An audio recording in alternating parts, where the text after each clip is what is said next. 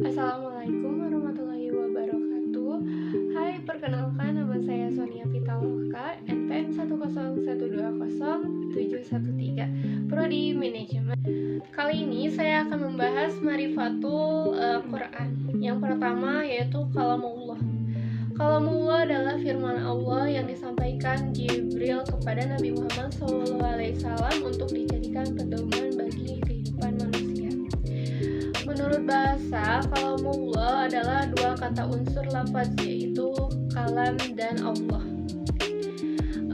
Kalam dalam istilah ilmu nahwu adalah sesuatu di dalamnya berkumpul 4 perkara, yaitu lafaz atau ucapan, murakkab tersusun, mufid yaitu memberi faidah, bil wadli yaitu dengan sebuah tujuan. Lalu ada Tarifatul Quran. Tarifatul Quran ini adalah langkah awal kita untuk lebih jauh berinteraksi dengan Al-Quran. Al-Quran adalah kalamullah, yaitu firman dari Allah Subhanahu wa taala. Bukan kata manusia, bukan pula kata-kata jin, syaiton, dan bukan juga sihir. Dan juga bukan berasal dari pikiran makhluk. Bukan juga syair, bukan sihir, bukan pula produk kontemplasi atau hasil pemikiran filsafat manusia. Seperti yang sudah ditegaskan oleh Allah Subhanahu wa taala dalam surat An-Najm 3-4. Dalam surat An-Najm ayat 3-4 yang berbunyi, A'udzubillahi minasyaitonirrajim, Bismillahirrahmanirrahim. Wa ma yantiqu 'anil hawa in huwa illa wahyu yuha. Artinya, dan tidaklah yang diucapkannya itu Al-Quran menurut keinginannya.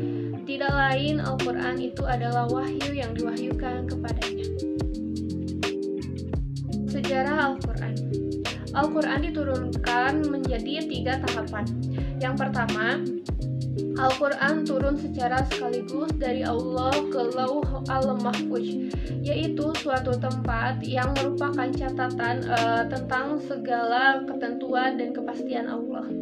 Lalu di tahap yang kedua, Al-Quran diturunkan dari Lauh Al-Mahfuz ke Bait Al-Izzah, tempat yang berada di langit dunia.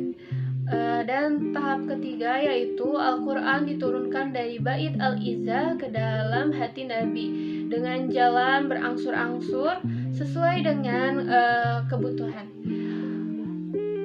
Waktu turun Al-Quran selama kurang lebih 23 tahun, atau tepatnya 22 tahun, 2 bulan, dan 22 hari. Terdiri dari 30 juz, 114 surah, dan 6.236 ayat, serta 74.437 kalimat, dan 325.345 huruf. Pengumpulan Al-Quran. Pengumpulan mempunyai pengertian, yaitu dua pengertian, yaitu al-hibzu atau menghafal, dan al-kitabah yaitu menulis. Yaitu menulis Al-Quran pada benda-benda yang dapat ditulis. Proses penulisan Al-Quran, rasmu Al-Quran terdiri dari beberapa masa, yaitu pertama, Nabi Muhammad SAW, Nabi menghafal dan mengangkat para penulis wahyu Allah Subhanahu wa taala. Lalu pada masa Khulafaur Rasyidin, pada masa Khalifah Abu Bakar Rasyidin, dan pada masa Khalifah Utsman bin Affan. Lalu ada masa Khulafaur Rasyidin, yaitu upaya penyempurnaan terhadap yang dilakukan oleh setiap generasi sampai abad 3 Hijriah, akhir abad 9 Masehi. Al-Quran itu mukjizat. Mukjizat artinya suatu perkara yang luar biasa yang tidak akan mampu manusia membuatnya, karena hal itu di luar kesanggupannya. Mukjizat itu dianugerahkan kepada para nabi dan rasul dengan maksud menguatkan kenabian dan kerasulan, serta menjadi bukti bahwa agama yang dibawa oleh mereka itu benar-benar dari Allah Ta'ala.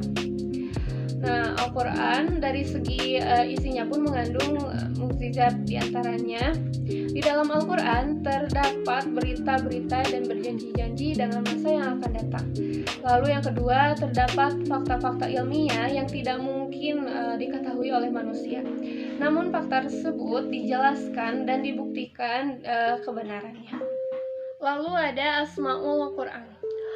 Al-Quran diturunkan oleh Allah Subhanahu wa Ta'ala kepada Nabi Muhammad SAW untuk disampaikan kepada umat manusia bagi kemaslahatan dan kepentingan mereka, khususnya bagi umat yang percaya akan keberadaannya. Lalu ada fungsi Al-Quran. Fungsi Al-Quran itu sebagai petunjuk bagi manusia.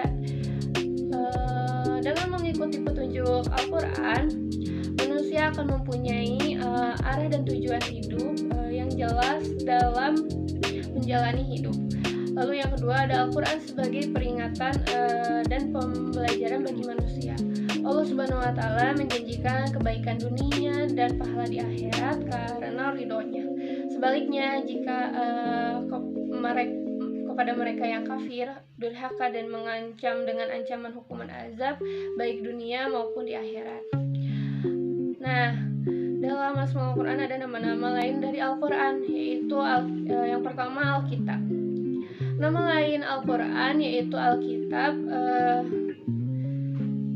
yaitu buku yang dikhususkan seperti Al-Quran surah Al-Baqarah ayat 2 yang berbunyi Auzubillahi minasyaitonirrajim, Bismillahirrahmanirrahim, Dalikal kitabul la raiba fihi hudal lil muttaqin, yang artinya kita ini tidak ada keraguan padanya, petunjuk bagi mereka yang bertakwa. Lalu yang kedua ada Al-Huda, yaitu artinya petunjuk. Hal ini tertulis dalam Al-Quran surah Al-Baqarah ayat 185 yang berarti bulan Ramadan adalah bulan yang di dalamnya diturunkan Al-Quran sebagai petunjuk bagi manusia dan penjelasan mengenai petunjuk itu dan pembeda antara yang benar dan yang batil. Karena itu, barang siapa di antara kamu ada di bulan itu, maka berpuasalah. Dan barang siapa sakit atau dalam perjalanan dia tidak berpuasa, maka wajib menggantinya. Sebanyak hari yang ditinggalkan itu, pada hari-hari yang lain, Allah menghendaki kemudahan bagimu dan tidak menghendaki kesukaran bagimu. Hendaklah kamu mengucapkan bilangannya dan mengagungkan Allah atas petunjuknya yang diberikan kepadamu agar kamu bersyukur. Lalu di sini ada Al-Furqan, artinya itu pembeda. Masjid Allah yang menurunkan Furqan Al-Quran kepada Muhammadnya agar dia menjadi pemberi peringatan kepada seluruh alam, jin, dan manusia. Al-Furqan ayat 1. Lalu ada Ar-Rahman. Ar-Rahman ini memiliki arti rahmat, seperti terdapat Al-Quran surah Al-Isra ayat 82, yang artinya, dan kami diturunkan dari Al-Quran sesuatu yang menjadi penawar dan rahmat bagi orang yang beriman. Sedangkan bagi orang yang zalim, Al-Quran itu hanya akan menambah kerugian. Lalu ada Ar-Ruh, memiliki arti ruh yang berbunyi, dan demikianlah kami wahyukan kepadamu Muhammad ruh Al-Quran dengan perintah kami. Sebelumnya engkau tidaklah mengetahui apakah kitab Al-Quran dan apakah iman itu. Tetapi kami jadikan Al-Quran itu cahaya, dan itu kami memberi petunjuk siapa yang kami kehendaki di antaranya hamba-hamba kami. Dan sungguh engkau benar-benar membimbing manusia kepada jalan yang lurus. Dalam surat Asy-Syura ayat 50. Selanjutnya Asy-Syifa. Nama lain Al-Quran Asy-Syifa yang berarti obat. Nama lain ini Allah Subhanahu wa taala firmankan dalam Quran surat Yunus ayat 57 yang berbunyi,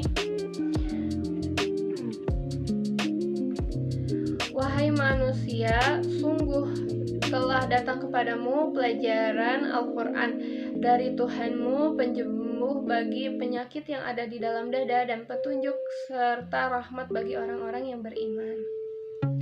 Nah, lalu yang ketujuh Al-Haq. Al-Haq yaitu artinya kebenaran. Al-Quran ini tertuang dalam Al-Quran surat Al-Baqarah ayat 147 yang berbunyi, "Kebenaran itu dari Tuhanmu, maka janganlah sekali-kali engkau Muhammad termasuk orang yang ragu." Selanjutnya ada Al-Mau'izah dan Al-Bayan, yaitu memiliki arti nasihat dan penerangan. Nama lain Al-Quran ini tertulis di dalam surat Al-Imran ayat 138 yang artinya, "Inilah Al-Quran, sesuatu keterangan yang jelas untuk semua manusia dan menjadi petunjuk serta pelajaran bagi orang-orang yang bertakwa." Selanjutnya ada Az-Zikru, yaitu artinya pemberi peringatan. Nama ini tertulis di dalam Al-Quran surat Al-Hijr ya ayat 9 yang berbunyi artinya, "Sesungguhnya kamilah yang menurunkan Al-Quran dan pasti kami pula yang memeliharanya." Nah, yang ke-10 yaitu An-Nur. An-Nur artinya adalah cahaya. Nama lain Al-Quran ini tertuang dalam Al-Quran surat Al-Maidah ayat 15 yang berbunyi, "Wahai ahli kitab, sungguh Rasul kami telah datang kepadamu, menjelaskan kepadamu banyak hal dari isi kitab yang kamu sembunyikan, dan banyak pula yang dibiarkannya. Sungguh telah datang kepadamu cahaya dari Allah dan kitab yang menjelaskan." Selanjutnya ada Al-Burhan. Al-Burhan ini nama lain dari Al-Quran yang artinya bukti kebenaran. Nama ini tertulis di dalam Al-Quran surat An-Nisa ayat 174. "Wahai manusia, sesungguhnya telah sampai kepadamu bukti kebenaran dari Tuhanmu, Muhammad dengan mukjizatnya. Dan telah kami turunkan kepadamu cahaya yang terang benderang, yaitu Al-Quran." Dan yang terakhir ada Al-Busyra. Al-Busyra memiliki arti berita gembira.